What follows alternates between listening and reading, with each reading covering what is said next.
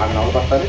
ప్రధానంగా ఖమ్మం నగరంలో మౌలిక సౌకర్యాల ఏర్పాటు చేయడంలో మాత్రం ఇప్పుడున్న కమిషనర్ మేయర్ ప్రత్యేకంగా దృష్టి పెట్టాల్సిన అవసరం ఉంది.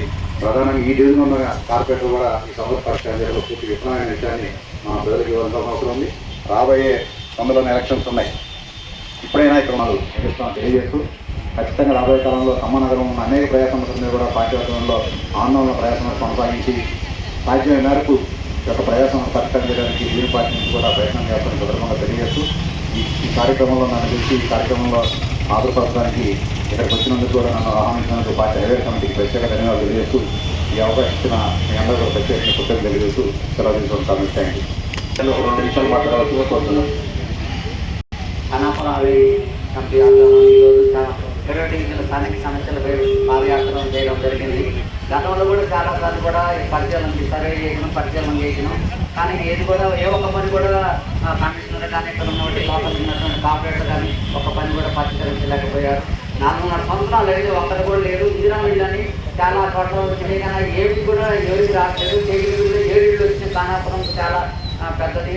మా డివిజన్లో ఏమి జరగలేదు, ఏమీ లేదు. కానాపురం వాళ్ళకి చాలా వచ్చింది, మాకు కూడా ఎంతవరకు ఏమి రాలేదు. మరి ఏమి లేవు. లక్ష్మీనారాయణ రోడ్లు లేవు, డ్రైనేజ్ లేదు, ఎక్కడ కూడా ఏమి లేదు. నీళ్ళు మన చూసి పాదయాత్ర ఇప్పుడు మొత్తం నీళ్ళే ఉన్నాయి రోడ్ల మీద.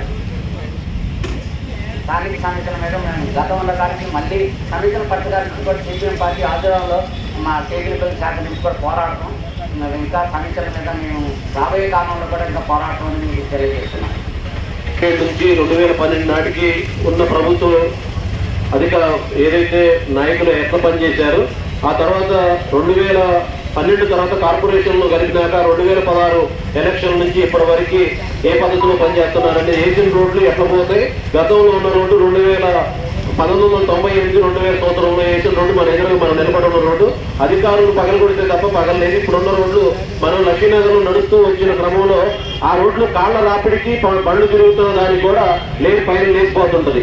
అంటే అధికారులు చేసి ఎంత నాణ్యత లోపం కాస్తున్నారని వేసే పని ఏది కూడా నాణ్యత అనేది అబ్జర్వేషన్ ఎక్కడ కూడా అధికారులు అబ్జర్వేషన్ లేకపోవడం వల్ల వేసిన నిధులు మొత్తం కూడా వేసిన రోడ్లు పోవడంతో పాటుగా నిధులు నిరుపయోగంగా అయిపోతున్నాయి. మనం వేసిన ఆ ఫెన్సింగ్ కూడా ఎవరి కోసం వేశారు, ఎందుకు వేశారు అనేది కూడా తెలియదు. ఆ వాకింగ్ ట్రాక్ ఏర్పాటు చేయలేదు. ఆ ఫెన్సింగ్ మొత్తం కూడా తుప్పు పట్టిపోయి మొత్తం చెట్లు పొడిచి లోపల మొత్తం కూడా ఉంటున్నాయి తప్ప ఎక్కడ ఉపయోగం ఉంటుందా.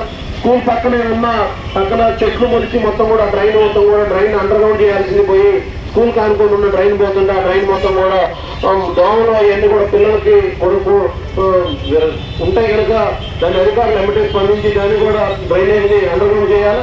ఈ ఏరియాలో ఇంకా అనేక సమస్యలు ఉన్నాయి. కానాపురం హవేలీ మొత్తంగా తీసుకుంటే కానాపురం హవేలీలో పూర్తిగా ఎక్కడ కూడా అభివృద్ధి పేరుతోటి చెప్తున్నారు తప్ప 100 కోట్ల రూపాయలు నిధులు కేటాయిస్తున్నాం అని చెప్పి ఎక్కడ సరిగ్గా లేదు అనేది కనపడుతుంది. ఇది మన ఉదాహరణకి 7 డివిజన్లు జరుగుతున్నాం. తిరిగిన క్రమంలో ఈ ఏరియాలో 2012 నుంచి ఇప్పటి వరకు వచ్చిన బిల్డింగ్ పర్మిషన్ల ద్వారా వచ్చిన అత్యధిక నిధులు ఏమైనా ఉన్నాయంటే కానాపురం హవేలీ కదా. ఖమ్మం కార్పొరేషన్ లిమిట్స్ లో ఈ డివిజన్ నుంచే ఎక్కువ నిధులు ఖమ్మం కార్పొరేషన్కి వచ్చినాయి. అత్యంత తక్కువ నిధులు కేటాయించిన డివిజన్ ఏమైనా ఉందంటే కానాపురం హవేలీలో 7వ డివిజనే అత్యంత తక్కువ కేటాయించారు.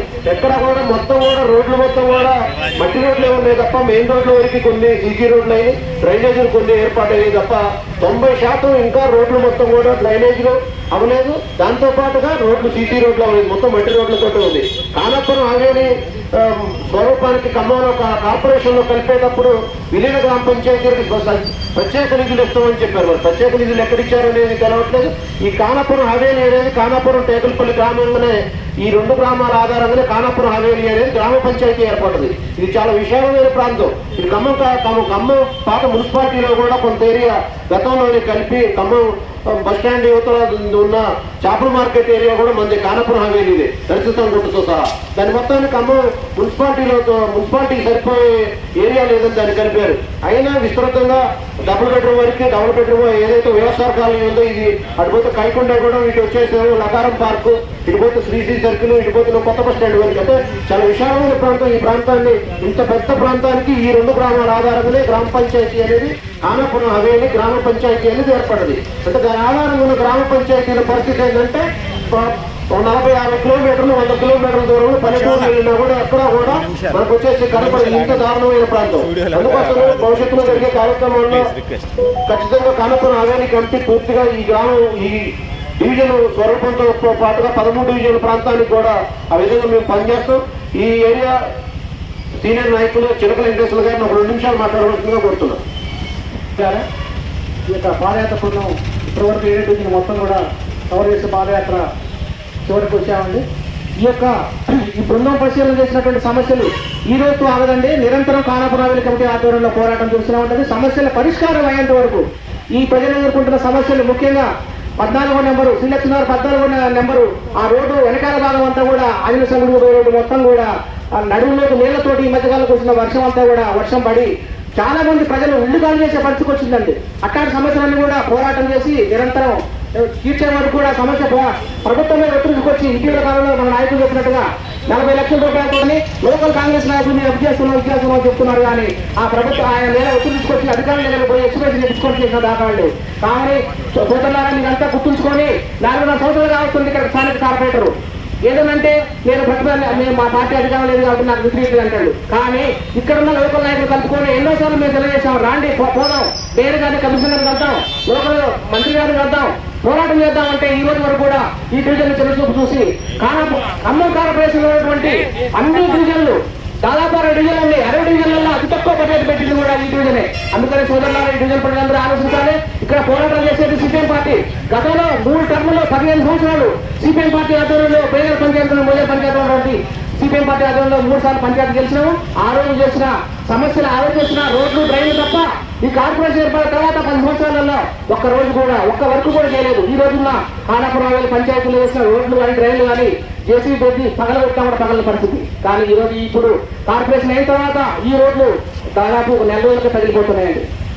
కావున అవిల్ కమిటీ ఆధ్వర్యంలో నిరంతర పోరాటం కొనసాగిస్తుంది ప్రజా సమస్యల మీద. నాకు ఈ అవకాశం ఇచ్చిన అవిల్ కమిటీ కానీ అందరికీ నమస్కారం.